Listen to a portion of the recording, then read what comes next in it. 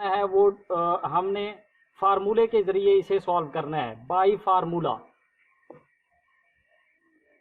Exercise 2.3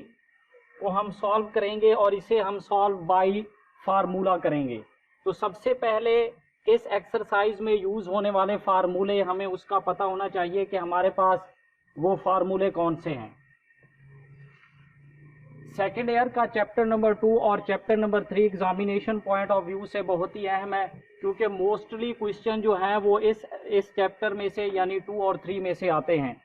तो इसलिए इस चैप्टर को आपने अच्छे तरीके से तैयार करना है। चैप्टर नंबर 2 और चैप्टर नंबर 3 को 70 से तकरीबन 60 से 70% का पेपर जो है वो आपके चैप्टर नंबर 2 और चैप्टर नंबर 3 से बनता है। और सबसे बड़ी बात यह है कि आपका आगे चाहे आप बीएससी करते हैं, एमएससी करते हैं, या आप इंजीनियरिंग में जाते हैं, या आप बीएस केमिस्ट्री करते हैं, या फिजिक्स करते हैं, तो ये सारे जो आपके प्रोग्राम है इनमें इंटीग्रेशन और डेरिवेटिव का यूज किया गया है। इसलिए आपने ये जो चैप्टर नंबर 3 इंटीग्रेशन है और ये जो चैप्टर नंबर 2 डेरिवेटिव का है, आपने इसे अच्छे तरीके से तैयार करना है ताकि ये चैप्टर आपके इस एफएससी में भी काम आएंगे और नेक्स्ट जो आपने आगे अपनी स्टडी को कंटिन्यू करना है वहां पर भी आपके काम आएंगे। इसलिए इसे आपने अच्छे तरीके से तैयार करना है।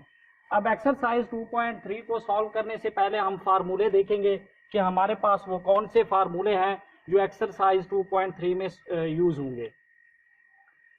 तो सबसे पहला हमारे पास फार्मूला है कि अगर मैं डेरिवेटिव लूं विद रिस्पेक्ट टू एक्स किसी भी कांस्टेंट फंक्शन का,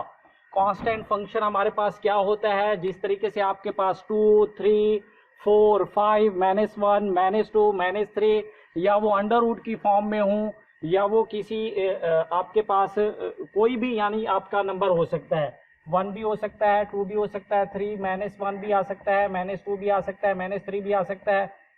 तो ये सारे नंबर क्या है, कांस्टेंट में आएंगे।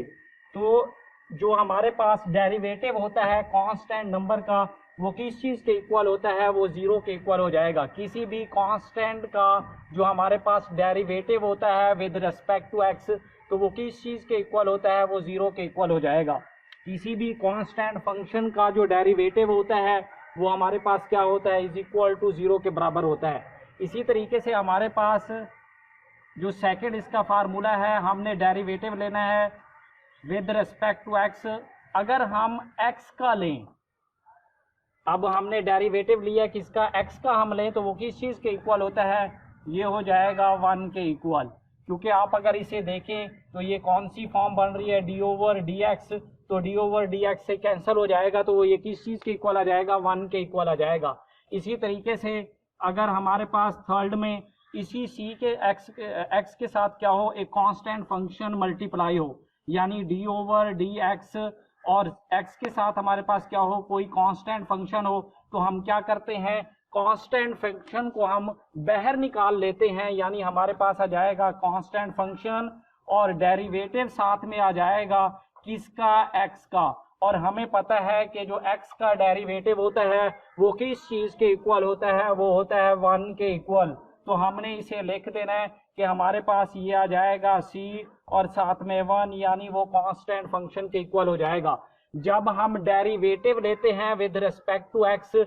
x और x अगर किसी कांस्टेंट फंक्शन के साथ मल्टीप्लाई हो, तो वो जो कांस्टेंट फंक्शन है वो क्या हो, बाहर आ जाएगा। बाकी हमारे पास जो डेरिवेटिव होगा x का वो किस चीज के इक्वल आ जाएगा, 1 के इक्वल आ जाएगा। इसी तरीके से अगर फार्मूला नंबर 4 है, अगर हम डेरिवेटिव लें विद रिस्पेक्ट टू एक्स, अगर हमारे पास फंक्शन क्या हो, x की पावर n हो, फंक्शन क्या हो, x की पावर n हो, तो ये किस चीज के इक्वल हो जाता है, ये n हमारा पहले आ जाएगा, फिर हमारे पास हो जाएगा x की पावर n में से एक को आपने माइनस कर देना है, तो n-1, और साथ में डेरिवेटिव आ जाएगा किसका, विद रिस्पेक्ट टू x, जिस फंक्शन की यहाँ पे पावर है, यानी वही फंक्शन आ जाएगा, साथ में x आ जाएगा, यानी n x की पावर n-1, n में से एक हम माइनस कर देंगे और डेरिवेटिव आएगा उसी x का। तो ये यहाँ पे dx/dx हमारे पास किस चीज के इक्वल होता है, 1 के इक्वल होता है। तो हम इसे लिख सकते हैं कि ये n x की पावर n-1 तो हमारे पास जब x की पावर कोई भी फंक्शन x की पावर n में होगा तो हमने उसे जब एक्सपेंड करेंगे उसके ऊपर डेरिवेटिव लगाएंगे तो वो किस चीज के इक्वल हो जाएगा, x की पावर n माइनस 1। और अगर इसके साथ भी हमारे पास कोई कांस्टेंट फंक्शन लगा हुआ हो तो हम उसे कैसे सॉल्व करेंगे, मल्टीप्लाई हो इसके साथ कोई भी कांस्टेंट फंक्शन तो derivative with respect to x हमारे पास c, इसके साथ कांस्टेंट फंक्शन मल्टीप्लाई हो तो हम क्या करेंगे, कांस्टेंट फंक्शन को बाहर निकाल देंगे। तो कांस्टेंट फंक्शन बाहर आ जाएगा, डेरिवेटिव आ जाएगा किसके साथ, d over D x x की पावर n माइनस 1। तो ये किस चीज के इक्वल हो जाएगा, ये हो जाएगा c, तो ये हो जाएगा c n पहले आ जाएगा, फिर आ जाएगा x की पावर n में से एक कम कर दें और साथ में हमारे पास क्या आ जाएगा, dx ओवर dx। तो ये किस चीज के इक्वल, 1 के इक्वल। इसे मैं लिखूं या ना लिखूं कोई फर्क नहीं पड़ता। अब इसका फार्मूला नंबर 5 हमारे पास क्या है, अगर हम डेरिवेटिव लें, अगर हम डेरिवेटिव लें क्या करें f ऑफ x का, तो ये किस चीज के इक्वल हो जाएगा, ये हमारे पास होता है D F dash of x और नीचे हमारे पास आ जाता है डी ऑफ x के। इसी तरीके से हमारे पास 6 फार्मूले में देखें, अगर हम इसके साथ, अगर इस फंक्शन के साथ कोई कांस्टेंट मल्टीप्लाई हो, अगर इस फंक्शन के साथ हमारे पास क्या हो, कांस्टेंट मल्टीप्लाई हो, यानी डी ओवर डी एक्स और ये c f ऑफ x, तो ये किस चीज के इक्वल हो जाएगा। तो मैंने आपको कहा हुआ है कि हमारे पास जो भी कांस्टेंट फंक्शन किसी फंक्शन के साथ मल्टीप्लाई हो तो हम कांस्टेंट फंक्शन को बाहर निकाल देते हैं। तो हमारे पास आ जाएगा c और साथ में आ जाएगा d ओवर डी एक्स और ये f ऑफ x और ये इक्वल हो जाएगा हमारे पास c, इसे हम लिखते हैं f डैश ऑफ x के, इसे हम लिखते हैं f डैश ऑफ x के। तो यहाँ पर भी आपका क्या आ जाएगा, f डैश ऑफ x आ जाएगा। और इसी तरीके से अगर हमने डेरिवेटिव लेना हो विद रिस्पेक्ट टू x किसका, कि जब हमारे पास कोई दो फंक्शन क्या हो मल्टीप्लाई हो रहे हों, क्या हो हमारे पास अगर दो फंक्शन हो आपस में क्या हो रहे हो, मल्टीप्लाई हो रहे हो, प्रोडक्ट हो, तो हम उनका कैसे लेते हैं फंक्शन डेरिवेटिव। तो ये derivative with respect to x, हमारे पास अब दो फंक्शन है, एक का नाम f है और दूसरे फंक्शन का नाम मैंने g रख दिया है। अब ये आपस में क्या हो रहे हैं, मल्टीप्लाई हो रहे हैं। तो इसका जो डेरिवेटिव होगा वो किस चीज के इक्वल हो जाएगा। तो सबसे पहले हमने फर्स्ट फंक्शन को ऐसे ही छोड़ देना है, खाली छोड़ देना है। सेकंड फंक्शन का आपने क्या लेना है, डेरिवेटिव लेना है, यानी derivative of g with respect to x और फिर आपने प्लस कर देना है। फिर आपका सेकंड फंक्शन वैसे ही रहेगा, उसे खाली छोड़ देना है, जबकि आपके फर्स्ट फंक्शन का क्या आ जाएगा, डेरिवेटिव आ जाएगा, यानी D F over D x. तो जब आपका फंक्शन क्या हो, प्रोडक्ट की फॉर्म में हो, तो आपने क्या करना है, आपका पहला फंक्शन वैसे आ जाएगा, दूसरे का आपने डेरिवेटिव ले लेना है, फिर प्लस आ जाएगा, दूसरा वैसे रहेगा, आपने फर्स्ट का क्या लेना है, डेरिवेटिव लेना है। इसी तरीके से आपके पास जो 7 है हमारे पास फार्मूला, वो कौन सा है, अगर आपके पास फंक्शन क्या हो, रैशनल फंक्शन हो, यानी डिवाइड की फॉर्म में हो, तो तब उनका जो डेरिवेटिव होगा वो किस चीज के इक्वल होगा, यानी डी ओवर डी एक्स। ये f फर्स्ट फंक्शन है और दूसरा हमारे पास फंक्शन कौन सा है, g है, और इसे मैंने रैशनल फंक्शन की फॉर्म में लिख दिया है। तो इनका जो डेरिवेटिव है वो किस चीज के इक्वल हो जाएगा, इनका डेरिवेटिव इक्वल होता है जो हमारे पास नीचे वाला फंक्शन है इसका क्या आ जाता है, स्क्वायर आ जाता है। तो नीचे वाले फंक्शन का क्या आ जाएगा, स्क्वायर आ जाएगा, और यही नीचे वाला फंक्शन ऊपर वैसे ही रहेगा। हमने डेरिवेटिव लेना है किसका, ऊपर वाले फंक्शन का विद रिस्पेक्ट टू x, फिर माइनस करना है हमने, जो हमारे पास ऊपर वाला फंक्शन है वही वैसे रहेगा। हमने नीचे वाले फंक्शन का क्या करना है, डेरिवेटिव लेना है d of g over dx। तो जब हमारे पास फंक्शन क्या हो, रैशनल फंक्शन हो, तो उनका डेरिवेटिव किस चीज के इक्वल होता है, नीचे वाले फंक्शन का क्या आ जाएगा, स्क्वायर, ऊपर हमारे पास नीचे वाला फंक्शन वैसे रहेगा, ऊपर वाले का हमने डेरिवेटिव लेना है, फिर माइनस ऊपर वाला फंक्शन वैसे रहेगा और नीचे वाले का हम क्या करना है, डेरिवेटिव लेना है। इसी तरीके से हमारे पास अब हम देखते हैं हमारे पास जो इसका फार्मूला नंबर 8 है वो किस चीज के इक्वल हो जाएगा। फार्मूला नंबर 8, इसमें हम क्या करते हैं, अगर हमारे पास डेरिवेटिव हो,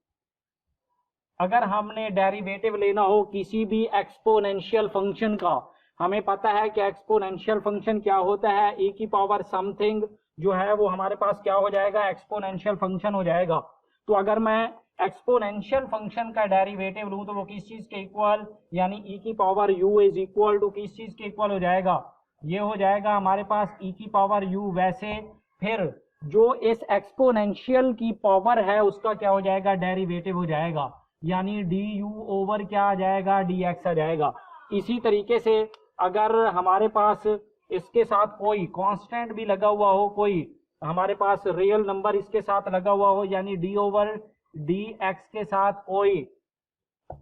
नंबर लगा हुआ हो, यानी au is equal to exponential की पावर क्या है, au, तो ये किस चीज के इक्वल हो जाएगा, ये हो जाएगा e की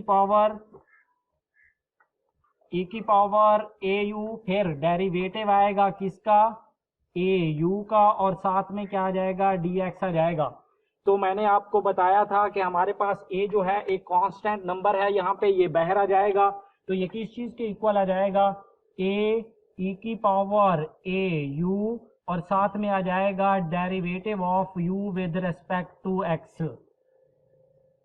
तो हमारे पास जो फार्मूला नंबर 9 है वो क्या है, formula number 9 is equal to,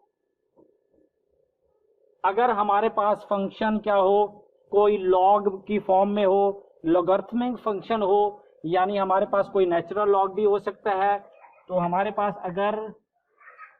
derivative हमने लेना हो किसका, लॉग फंक्शन का, d of dx ln u is equal to किस चीज के बराबर, तो ये होता है 1 ओवर u आ जाएगा, 1 ओवर u, और साथ में डेरिवेटिव आ जाएगा du ओवर dx, तो ये आ जाएगा du ओवर dx।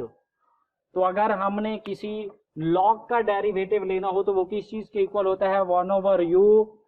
और मल्टीप्लाई होगा साथ में डेरिवेटिव किसका आ जाएगा, du ओवर dx का। इसके बाद हमने फार्मूला नंबर 10 देखना है कि हमारे पास फार्मूला नंबर 10 क्या है। फार्मूला नंबर 10 देखें, अगर हमारे पास डेरिवेटिव हमने लेना हो किसका, लॉग, अगर हमारे पास बेस a हो और ये u इज इक्वल टू, ये होता है 1 ओवर u ln a और du ओवर dx के, तो ये किस चीज के इक्वल हो जाएगा, लॉग a बेस अगर उसकी a हो और u हमारे पास कोई भी फंक्शन हो, तो ये हो जाएगा 1 ओवर u लॉग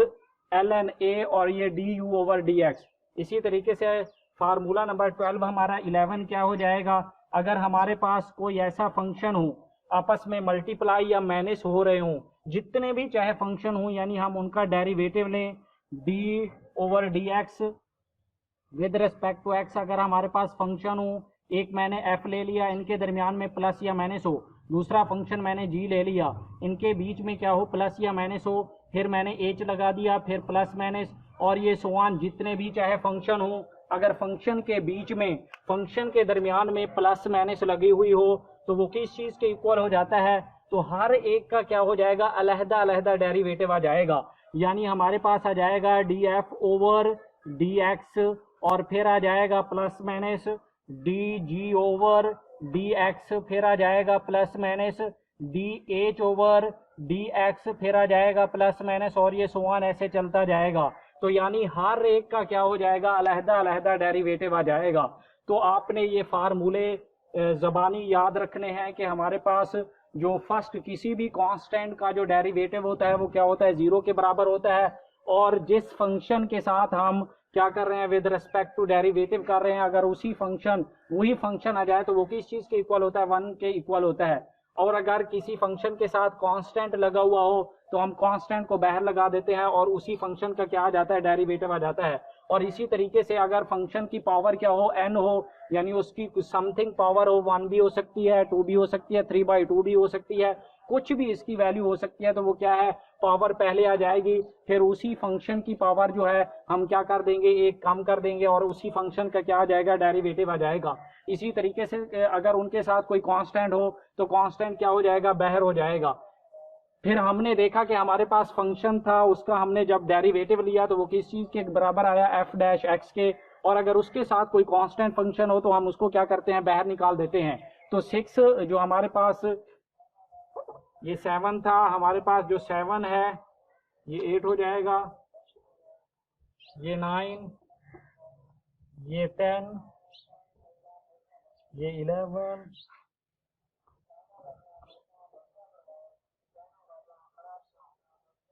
12 और ये 13।